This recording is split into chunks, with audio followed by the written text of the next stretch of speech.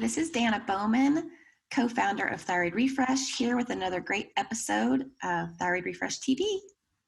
And I'm Jenny Mahar. We are so happy and proud and excited to be here today with Dr. Izabella Wentz. Welcome, Izabella.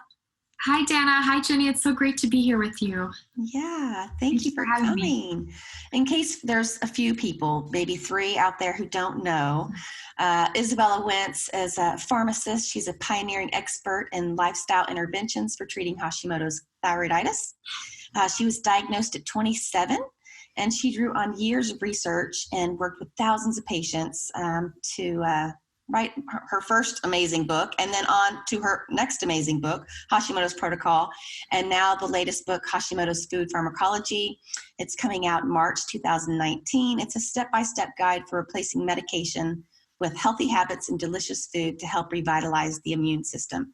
And it's gorgeous. There's 125 recipes, full color, meal plans, tools, strategies. It's amazing. And we are so, so glad to have you. And I'm so lucky to call you my friend. Likewise. I'm so grateful for you. So we're going to be talking today with Izabella about food pharmacology, Hashimoto's food pharmacology. Izabella, your books have helped us so much. So it really is a true honor to have you with us on the show today. But before we dive into the yummy stuff, I was hoping we could kind of begin at the beginning, because there's a piece of information that I think is really important for any hypothyroid patient listening. When I was newly diagnosed, I know I came across recommendations for your first book, Hashimoto's Thyroiditis, Finding and Treating the Root Cause.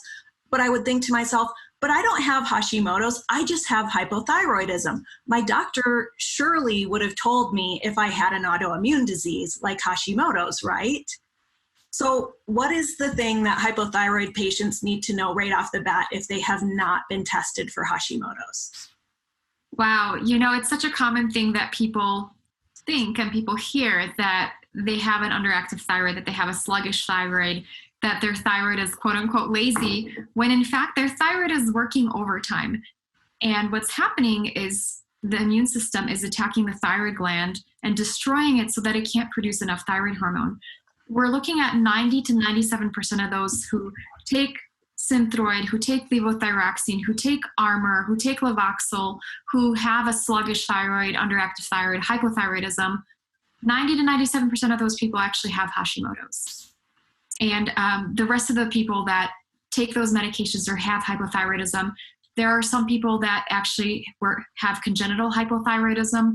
Other people may have had their thyroids removed or radiated, and that's the reason for their hypothyroidism. So unless you fall into one of those categories and you're told that you have an underactive thyroid, there's a really good chance that you have Hashimoto's.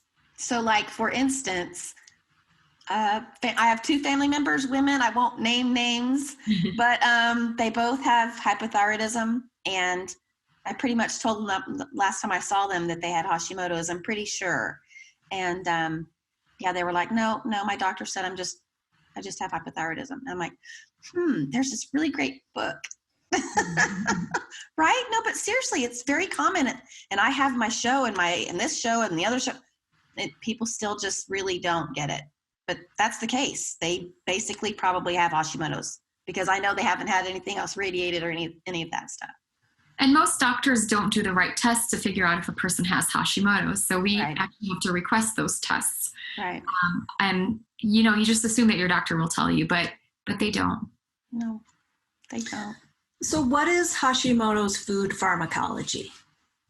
So this is my newest cookbook / nutrition guide. And it's really, as a pharmacist, when I was going through pharmacy school, one of the things that really fascinated me and why I became a pharmacist is how tiny little substances can have such a profound impact on the body. And, you think about blood pressure medications, they can drop the blood pressure of a 200-pound man, right? And just this giant person with a tiny, tiny little pill. Right. And then we have LSD, right? The hallucinogenic, not legal drug that is dosed in micrograms. So it's like 1/1000th of a milligram. And that can make that same man hallucinate and think that, there's there's pink pigs flying around in the neighborhood. Who knows, right? And so that was really my fascination. The more I came to learn about Hashimoto's and medicine and, just pharmacology and nutrition in general, I realized that it's not just medications that send these powerful messages to our bodies, but it's also hormones. It's also neurotransmitters and foods. And so with food pharmacology, the concept is, what are the messages we could send to our bodies to induce healing? Because if we're sending healing medications our way, that's just one message, but we're sending all these other messages from foods that are telling us to produce inflammation, to keep attacking our thyroid gland, rather than giving us messages of healing, then we're not really going to be, I guess, meeting our goal of getting our health back, right? Mm-hmm. Right. So for Hashimoto's patients who are ready to start incorporating some of these dietary changes, where do you suggest they begin? Really great place to start is going to be removing some of the common reactive food. So gluten, dairy, and soy are the three most reactive foods for people with Hashimoto's. And what's crazy, and I say this as a pharmacist, is people who have removed gluten from their diet will say that it is more effective for giving them more energy, helping them lose weight, and improving their brain function, compared to even some of the favorite thyroid drugs like Armour or natural desiccated thyroid. And now I'm a big proponent of using everything we can to make ourselves better. So I'm a big proponent of using medications and optimizing medications, getting on the right ones and getting on the right dosage and taking it at the right time. So you'll see me talking about thyroid hormones, how important they are to healing. But why not also get some of these other, add in some of these other healing modalities and then remove some of the things that are causing inflammation in our body, such as gluten. I have to tell you, one of the things that was really profound for me in the very beginning when I was living in Costa Rica and learning about this, because my doctor didn't tell me the things that I needed to do, or even that it was lifestyle or gluten or that it was autoimmune disease, none of that, was I kind of heard this, gluten thing. And so I was thinking, okay, well, I'm going to go gluten-free. So we did, and we went gluten-free, but that meant substituting other things that weren't. So in the beginning, I wasn't seeing any kind of positive results because I was just substituting a gluten-free thing for something that had no gluten in it, but it had something else as a substitute. So once I started really just kind of eating good food and taking out those kinds of foods, then that's when I started noticing. So yes, definitely gluten, but also not substituting it for gluten-free cookies or whatever it is, right? Mm-hmm. I mean, eating real food is what changed it for me. And that's such a great point that you make. And I talk about that in the book. It's same mistake that I made when I first started. I went on a gluten-free diet, but it was the gluten-free junk food diet. So I was like, oh, gluten-free cookies, gluten-free bagels, gluten-free pretzels. And it was like my blood sugar was swinging all over the place. And so one of the reasons why I wrote the cookbook is that it teaches people how to nurture themselves and nourish themselves with real food and create really easy and tasty recipes. And I also go through nutrients, how to address those nutrient deficiencies, how to address the blood sugar issues that we get from processed foods and those gluten-free junk food replacements, and then how to address the digestive deficiencies we may have from a lifelong specific diet that didn't have these nutrient-dense foods. So nutrient density and real food is a big part of what I preach as well. I loved it in your intro where you said, if I could make my own diet, it would be, my diet from spring break in college where I had margaritas, mojitos, croissants, tiramisu, and menthol cigarettes. It was just so relatable, because it's such that, like Dana and I, one of the themes that we like to talk about is the before and the after, and it's just a reality. There are those times when I go, wow, like the other night I caught myself going, it's Friday night, I'm going to put a little honey in my tea. I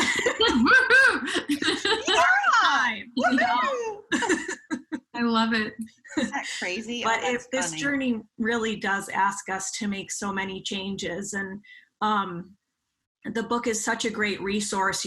There's, I think, over 100 pages, right, of information in the beginning of the book. So it feels really standalone, for anyone who's looking for just, I just was diagnosed. Where do I begin? Why is this important and what do I look for? So it's just a really wonderful resource. And I have to add to that really quickly. This is probably too telling, but the mocktails look fantastic. Right. Yeah. I mean, those things are so important, right? Because we still want to enjoy food and enjoy life and socialize and have things that we can turn to that make us feel like we're not being deprived all the time, right? And share with our friends and family members and be fun with it. I love hosting, and I used to bake pies and I used to do all these, fancy dishes.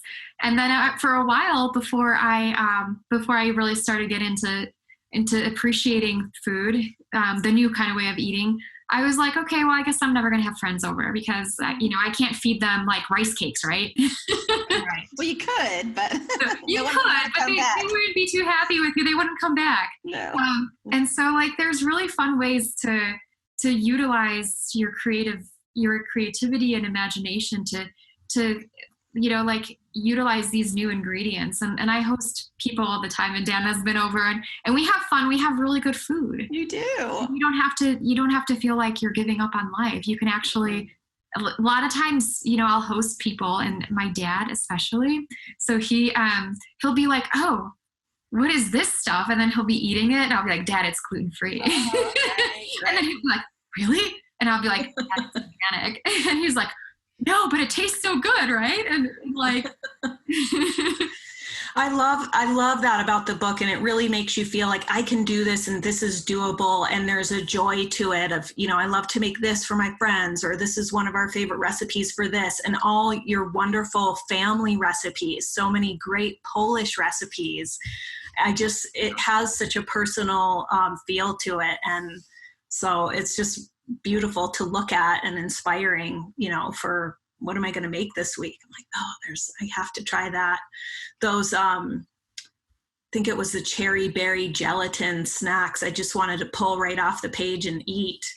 Those are so yummy. I'm excited to share these recipes too with my son. A lot of those recipes are baby or child friendly, not necessarily baby friendly. Breast milk is the only thing. Right. But that's not in the cookbook, by the way. But yeah, just a tip. Just a quick tip. Yeah, just a quick tip. But a lot of the recipes I actually developed when I was pregnant. So there's different kind of themes, and there's different.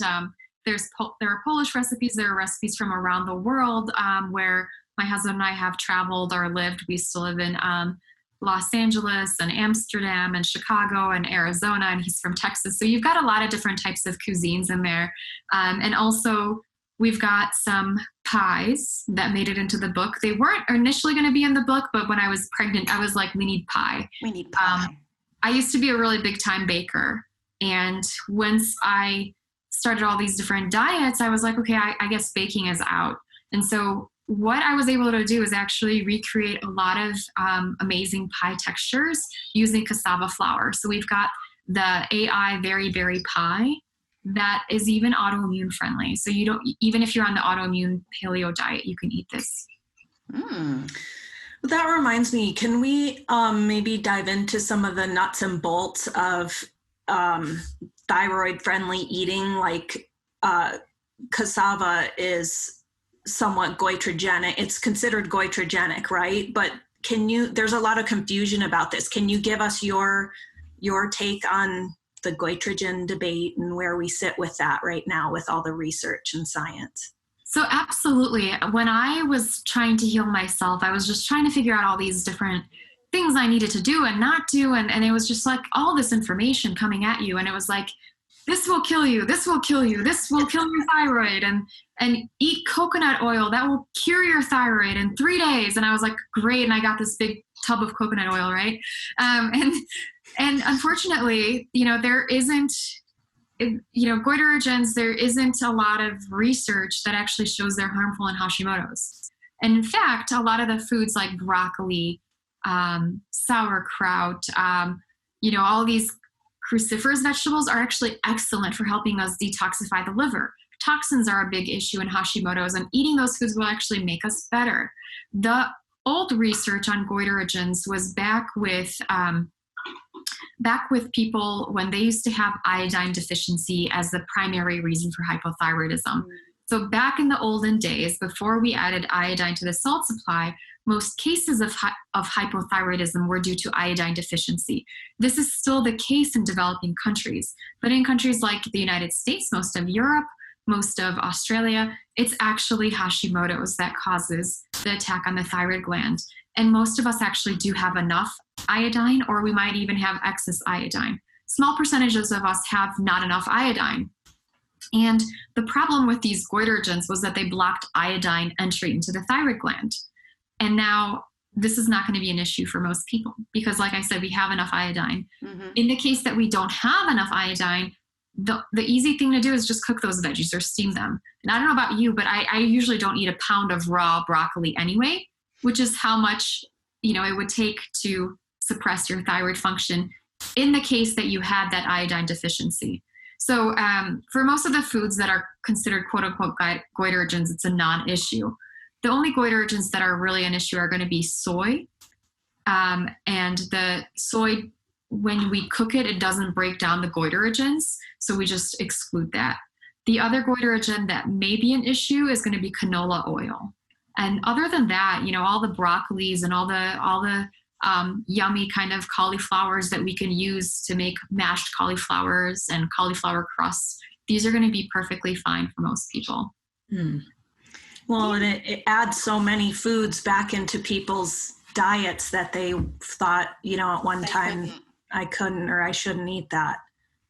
Absolutely. And a lot of times you really want to tailor it to what you are sensitive to. So in the book, I go through some of the most common reactive foods people have with thyroid conditions. And then I go through how to determine if other foods might be giving you symptoms and what are the symptoms that your body is trying to communicate. So how do you know that you're actually reacting to a food? So we go through that as well to really help you become your own kind of nutrition guru, right?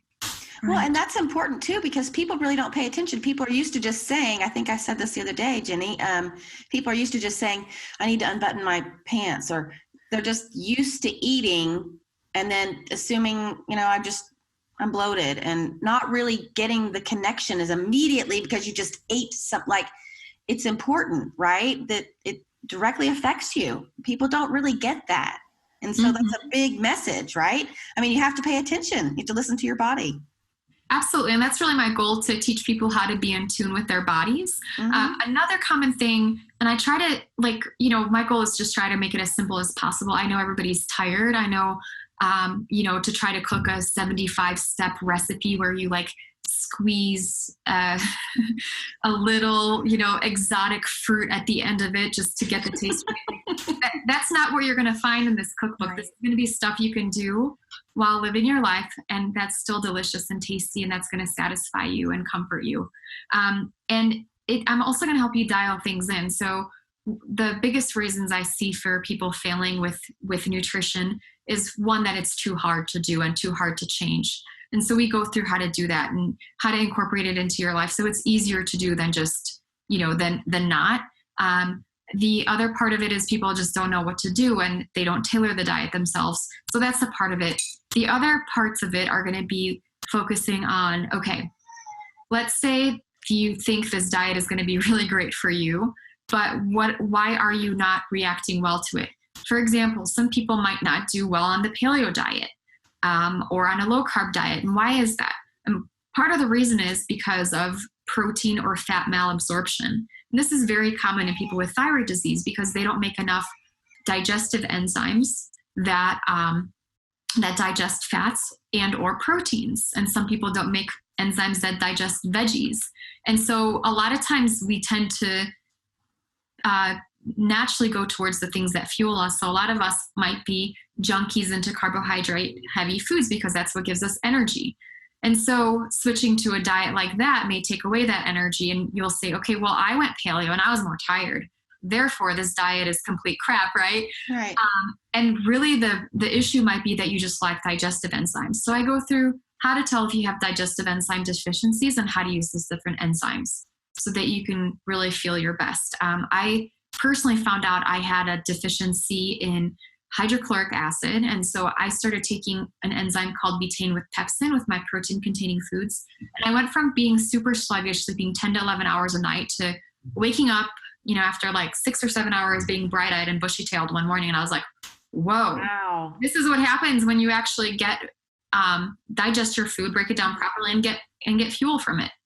First time I ever heard about digestive enzymes was from you. And I started taking betaine as well because you recommended it, and my life changed. So thank you.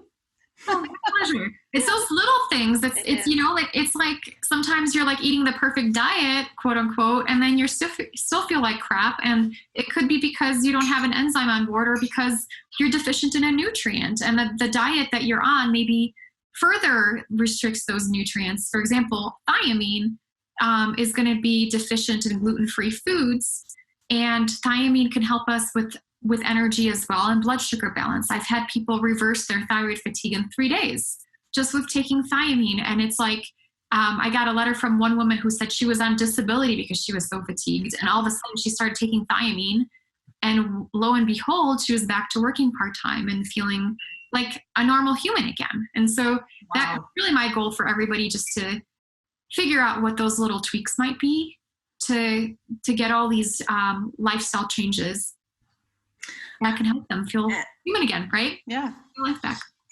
It's so important, and those deficiencies are really common in the thyroid community. We just heard a story the other day from someone who had I'm going to screw this up, but it's like a Fitbit watch. It's called a Gobi or something like that. Gobi 2. Yeah, and it tells you can watch your body uptake nutrients on this watch. Whoa. And hydration. Her partner, her male boyfriend, big guy, would eat, and you could see him uptaking the nutrients within 20 minutes of eating. She would eat, and it could be 18 to 20 hours before she would see. Isn't that interesting? It made me think, how many other thyroid patients might this be true for? Right? Wow. With interesting? That underactive thyroid and slower metabolism. You'll have to get into the science of that and let us know what you think. Yeah, you have to send me the link to it. I have an idea for a gift from my husband. Right? No, seriously. Oh, interesting. If it is, it's backed by science. It's really neat. And she's a nutritionist that works for us and works with us. And so when she was telling us the story, we were like, well, God, wouldn't that be interesting to see? Like your counterpart, you're sitting there, you eat the same meal, and, he's over there and his stuff is digesting and absorbing and all of that, almost immediately. And you don't see the benefits or anything until the next day or into the next night. Incredible. I believe it. It's amazing that we can quantify this stuff ourselves. A lot of the research papers that I like to, you guys can't see, but if I open this up there, it's like stacked with research papers. But a lot of the research does support that people with hypothyroidism have a slower digestive tract. And so things just move much slower. And so our enzymes aren't working properly. And then our stuff is just not moving through properly. And we end up with constipation is a common symptom, but some people might actually have like balls of undigested fiber in their system because of hypothyroidism. And I talk about that with the nutrients, or with the digestive enzymes, and how to make sure we're doing that. Because I bet if we did a test before and after digestive enzymes, that person's time would slow down and they'd be absorbing more. Right. It'd be an incredible study. It would be. Speaking of tests, I know what I'll be doing soon. Right. Speaking of tests, there's a lot of emphasis, and Dan and I always say this because we get a lot of questions. I have hypothyroidism, I have Hashimoto's, what should I eat? And, it's hard because there's no one particular diet, and the end goal we always try to emphasize is finding that what your bio-individual needs are, right? Which you also emphasize in your book. And I was wondering if you could share with us, what are some tests people can do to speed them along that track of figuring out those bio-individual needs? And if not tests, are there strategies with food that people can utilize to figure out those unique sensitivities that we each have? Sure. There's a few different ways to do it. And what I do is I like to say, depending on how you want to start, there's like the step up or step down approach. So you can start with just eliminating gluten, dairy, and soy and seeing where that takes you. I've had people that have eliminated those for 3 months, and lo and behold, it's like the angels sing the skies part, and they've completely, reversed all their symptoms, and they're weaning off of thyroid hormones, and it's amazing, right? Mm-hmm. That's not everybody. Mm-hmm. And so other people might need more diets. So they might need something like the paleo diet. And I use these diets as a template because it's a good starting point, and then you might modify. So you might be really doing really well in the paleo, but you might find that almonds don't work for you. And so you would modify that eventually. And then there's the autoimmune paleo diet. And I include recipes for all 3 diets because you might move back and forth between those diets as you heal. So you might need to, you might be able to add more foods in, or you might find, okay, I need to actually remove more foods. The other place to start is going to be starting with the autoimmune paleo diet and then doing that for a little while and then adding more foods back in.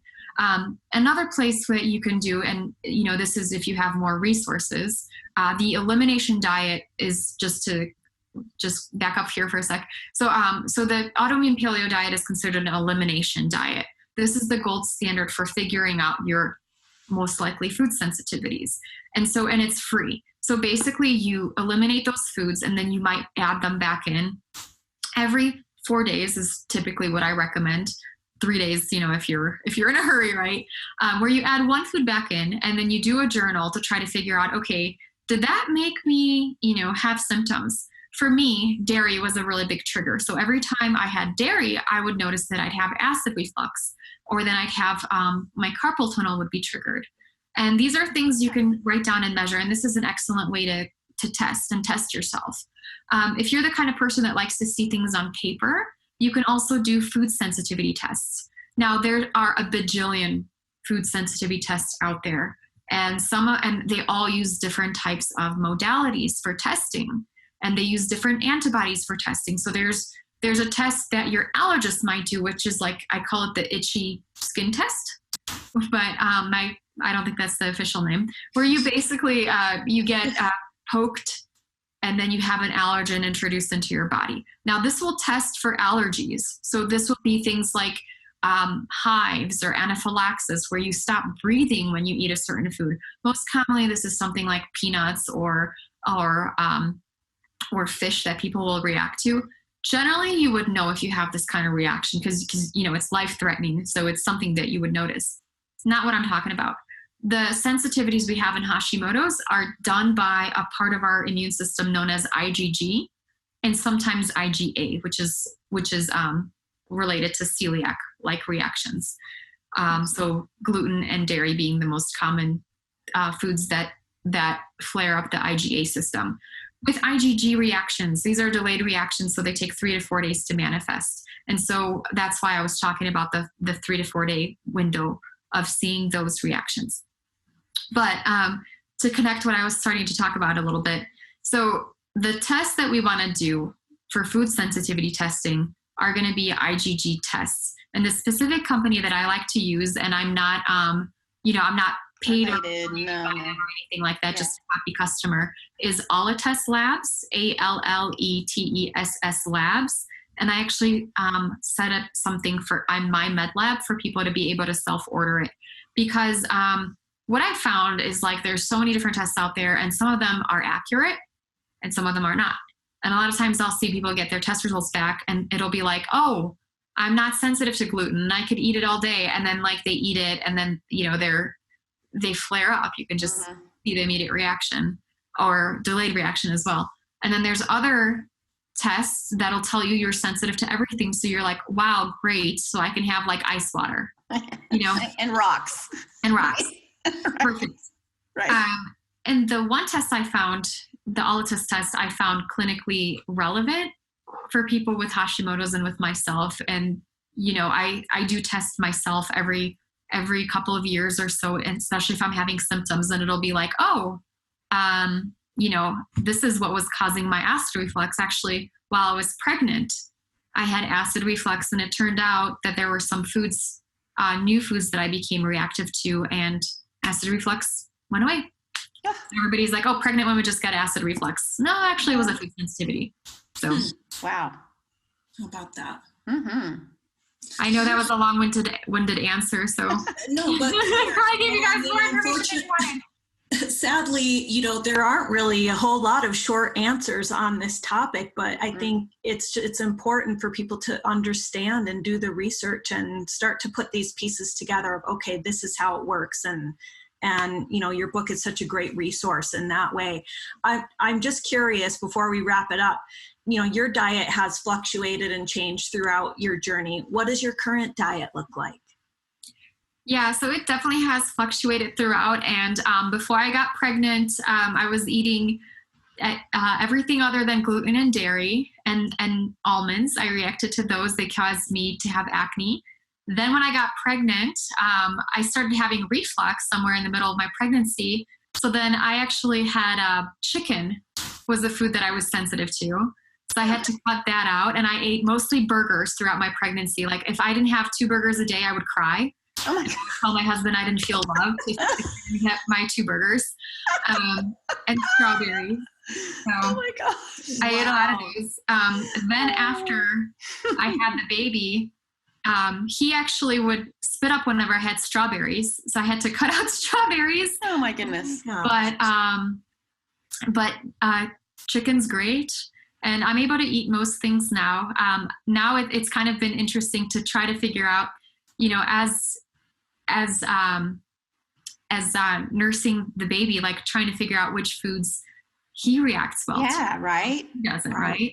Yeah, that changes the whole thing, because then you're like, well, this is not really about me as much as it is about him at this point. And so, yeah, that's very interesting. Oh, I bet that, but you've got lots of stuff written down and journaling. Well, it's super fascinating. Like once you learn how to take care of your body with food and which foods work for you, it's just, I like to say, like, teach a person how to fish rather than, like let them figure it out for themselves, because your needs will always change as you go through life. So if you're at a period of significant stress, you might find that you're reactive to more food. If you get food poisoning, you're going to have to pull back and eliminate a lot of foods. But when you're doing well, you might find that you're able to introduce a lot of different foods back. Like now I can do almonds all day, every day, and almond milk and all those things, and I have no problem with it. Wow. And it really changes. And I guess my goal for